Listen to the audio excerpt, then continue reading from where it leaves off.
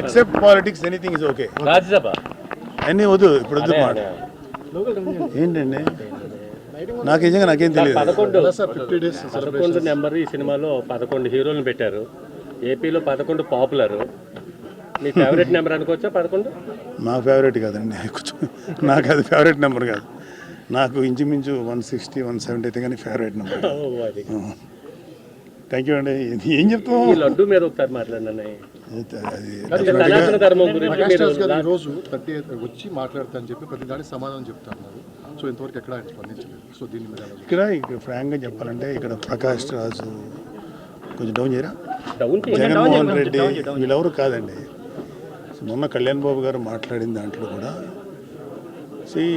ఇవాళ సనాతన ధర్మం దానిలో గాడ్ అనేది ఒక భాగం. ఇది ఈ సనాతన ధర్మానికి అవమానం కలిగించే వాళ్ళ గురించే మాట్లాడారు తప్ప నిజంగా చెప్పాలంటే మన దేశంలో ఏ ముస్లిము ఏ క్రిస్టియన్ను వాళ్ళు అసలు ఎప్పుడు టచ్ చేయరు ఎవరిని. అలాగే మనం కూడా వాళ్ళు టచ్ చేయం. ఎవరో ఎక్కడన్నా ఒకటే సంఘటనల వల్ల ఇదవుతుంది తప్ప యూజువల్గా ఒక మతాన్ని ఇంకో మతం ఇప్పుడు గౌరవించుకొని బతుకుతున్నాం.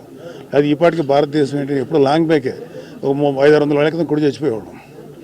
సో అందరూ కలిసి జీవించడం అనేది మా అందరికీ, అటు క్రిస్టియన్స్ అయినా హిందూస్ అయినా ముస్లిమ్స్ అయినా సిఖ్స్ అయినా కలిసి బతకటం అనేది మనకు మన పెద్దవాళ్ళు మనకి ఇచ్చినట్టుంది. అదే కళ్యాణబాబు చెప్పింది సనాతన ధర్మం. అది ప్రతి వాళ్ళలోనూ ఇంకి ఉంటుంది. సో దాన్ని ఎవరైనా అవమానం చేసినా ఇంకోటి చేసినా కొంచెం బాధ అనిపిస్తుంది. సో లడ్డు అనేది ఒక చిన్న అంటే ఒక నిండిపోయినటువంటి ఈ నిర్లక్ష్యం చేయబడినటువంటి హైందవానికి హిందూ మతానికి ఆ లడ్డు అనేది క్లైమాక్స్ లాంటిది. సో దానికి ముందు ఆ లడ్డు అనే దాంతో పాటు ఇంకా కిందకి వెళ్తే ఎన్ని దారుణాలు జరిగినాయో మా అందరికీ తెలుసు. సో నేను కూడా అప్పుడు మోడీ గారు వచ్చినప్పుడు మేము మాట్లాడిన కలికిరి సభలో అప్పుడు much before elections Hindu temples కానీ ధార్మిక మండళ్ళు కానీ ఏదైనా సరే should be ruled by Hindus only. Muslims సంబంధించినటువంటి వక్ఫ్ వాళ్ళే చేయాలి, మిషనరీస్ క్రిస్టియన్సే చేయాలి. కానీ మనకేంటంటే బికాజ్ ఆఫ్ గవర్నమెంట్ ఎవరైతే అధికారులు ఉన్నారో వాళ్ళు చేసేటువంటి నిర్ణయాల వల్ల కోట్లాది మంది హిందువులు అఫెండ్ అవుతున్నారు. అదే కళ్యాణ్ బాబు గారి బాధ. సో దాని మీద ఆయన వెలుగొచ్చారు. ఇక్కడ ప్రకాష్ రాజా జగన్మోహన్ రెడ్డి కాదు, it's a question of pseudo secularism. హిందువుల్లోనే ఉన్నటువంటి సూడో సెక్యులర్ మీద మేము అంటే కళ్యాణ్ బాబు గారు మాట్లాడారు. రియల్ సెక్యులర్ ఎవరంటే పవన్ కళ్యాణ్ గారు. లేకపోతే ఆయన అన్ని మతాలతోటి సఖ్యంగా సయోధ్యగా ఉంటారు. మదర్సాస్కి సపోర్ట్ ఇచ్చారు. వైజాగ్ క్రిస్టియన్ మిషనరీకి సంబంధించినటువంటి ల్యాండ్ విషయంలో పోరాడారు. హిందూ ధర్మాన్ని గురించి పోరాడారు. సో ఆయన ఎవడైనా ఇట్లాంటి వాళ్ళు ఎవరన్నా ఈ కైండ్ ఆఫ్ పీపుల్ చేస్తే వీ డోంట్ కేర్. అది కాదు, మాకు కావాల్సింది ద రిలీజన్ అండ్ ధర్మం ప్రొటెక్ట్ కావాలని అంతే, అంతకంటే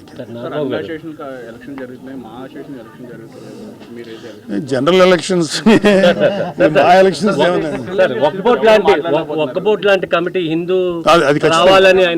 అది నేను ఫుల్ సపోర్ట్ ఆ విషయంలో. హిందూ ధర్మ రక్షణ మండలి ఉండాలని చెప్పి కళ్యాణ్ బాబు గారు అడిగినది చాలా కరెక్ట్ అయిన విషయం, ఖచ్చితంగా ఉండాల్సిందే. తదుపరి చర్యలు ఎలా ఉంటాయి ప్రభుత్వం?